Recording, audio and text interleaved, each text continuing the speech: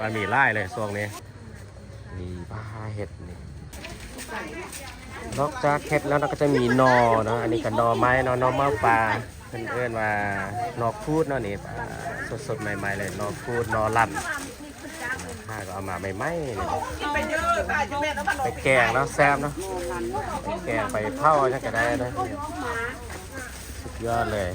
เห็ดนอไม้เนาะไล่ช่วงนี้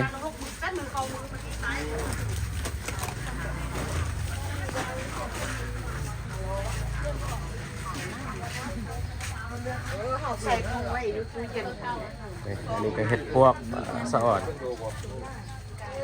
เห็ดพวกไล่แท้ไล่ว่าพวกหลักพืชผักอื่นๆดีเห็ดอันนี้ก็เห็ดปลาเนาะนี่เห็ดคานเนาะสีดำๆนี่เห็ดคานและเห็ดอื่นๆนี่มาปนกันมีปลามีมักนัด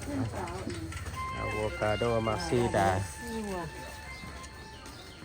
หมากไม้ตามฤดูกาลเนาะก็ถือว่ามีไร่คือกัน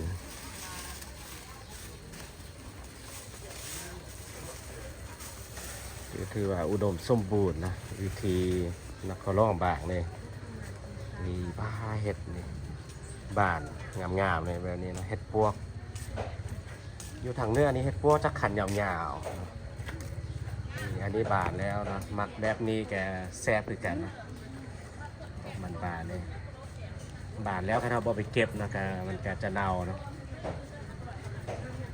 บานนะมันเห็ดเป็นมัดแบบนี้เนาะลายแท้ลายบาน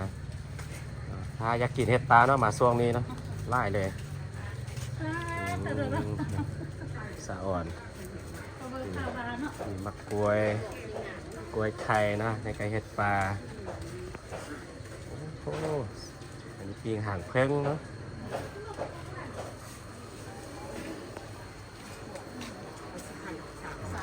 มีหน่อไม้เนาะหน่อไม้ไล่สนิทนะอันนี้หน่อไม้บานเนาะมีปลาแดงคือผักแบบบานๆเนาะนี่ย้อนมักบัวไปสุกไปแกงแซ่บเลยนี่มีป่านะนี่ป่าแห้งเห็ดนะเขาลากไล่สนิทเนาะเห็ดปลาเนาะนี่ก็เห็ดปลาเห็ดพวกนี้นะเห็ดละโงกก่อนเนาะมีลากไล่สนิทเนาะเห็ดเพาะอันนี้เนาะเห็ดเพาะเนาะ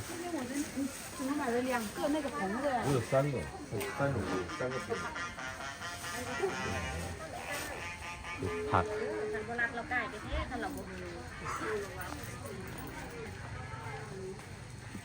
อันนี้ก็พืชผักมาเลยจะมาแตะเนี่ย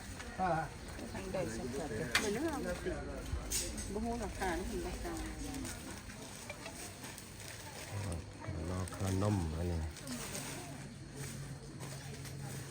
ขนมสังขยาเนาะ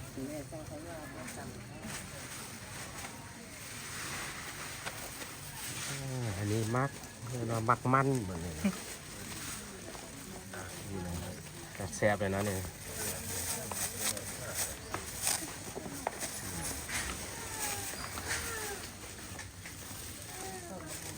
บวม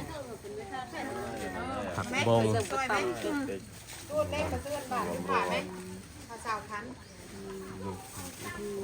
สะออดเห็ดนี่ก็เห็ดไม่ตุ่นสวยๆเลยดูเห็ดพวกเขาคิดเนี่ย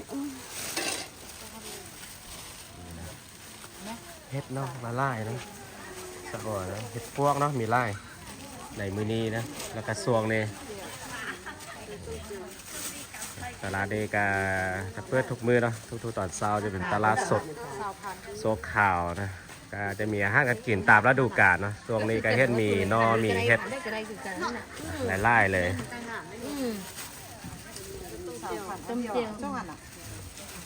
เห็ดจีนะจีตำแจวนี่ว่าไปเห็ดเมนูอื่นๆเนาะไปอ้อมไปแกงก็ได้นะเห็ดพวกเป็นอาหารตามฤดูกาลนะอาหารธรรมชาติ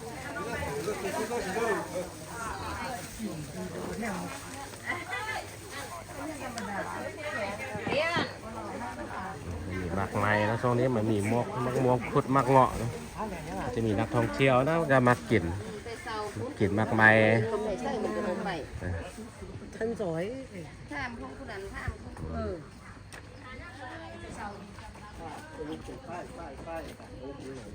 มันจะมี2อย่างคือใหม่กับป้ายกับกระดาษ มันจะมีค่ายเครื่องเสื้อผ้าไหมเลยเนาะอยู่ที่ตลาดเลยงามๆเลยแบบนี้นะอันนี้ก็จะมีป่าเนาะมีเห็ดมีป่า อีหนวดกระหนอนบหลักมาก็เป็นห่วงนิดนึงมาได้ อันนี้เป็นป่า ไปโลท่าม ป่าแม่น้ำคลองเนาะป่าธรรมชาติมีป่าเครื่อง ไป มีป่ากดป่าอย่างเรานี้นะ โยนไป ป่า แล้ว สดใหม่ๆเลยอยู่นี่นะปิงก็มีนะอันนี้ปิงป่าปิงป่าปิงซีนมีแจวข้าวเหนียวฮอนๆนะกินสุกนะตอนมาเลาะนะมาเลาะซื้อเลาะซิมพุดนู่นบันไดนะนี่ปิงใหม่ๆเลยนะอันนี้ปิงป่านะป่าโจ๊กปิงใหม่ๆเลยนะแซ่บเลยนะ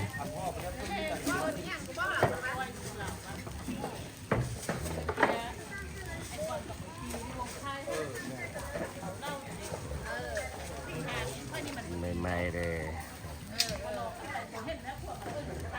ปิงป่าสดใหม่ๆในตลาดนี้นะถ้าชาวบ้านมาซื้อมาอุดหนุนมาได้นะอย่างนี้นะ มันเยี่ยมบางๆก็พ้นตัวมันเยี่ยม บรรยา บาง กาศนะบางมื้อนี้จะมีนักท่องเที่ยวนะมาเลาะมาเที่ยวมาชมบรรยากาศอยู่ที่ตลาดนี้เป็นจำนวนหลายเลยนะแล้วตอนนี้ก็จะเป็นตลาดเช้านะที่ใจกลางนครหลวงบางช่วงนี้นะประมาณนี้นะก็เห็นมีเห็ดปลาหน่อไม้เนาะกับปลาน้ำคลองนะที่ว่ามีไล่เลยช่วงนี้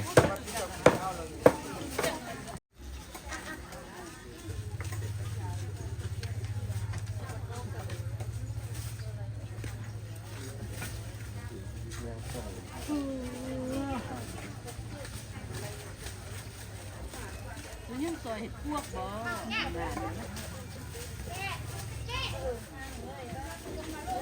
นะซอยดูม่านตามันยังซอยดูเห็ดพวกบ่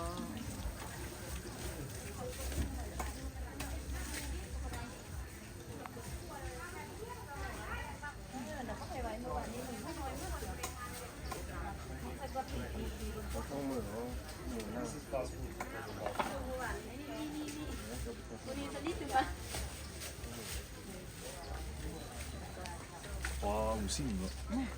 多出来了呢。 อ๋อ70ก็แล้วมัดคอดดีๆคอดแล้วกระเป๋าเลยแล้วคอดทั้ง2-3ชั้นแล้วก็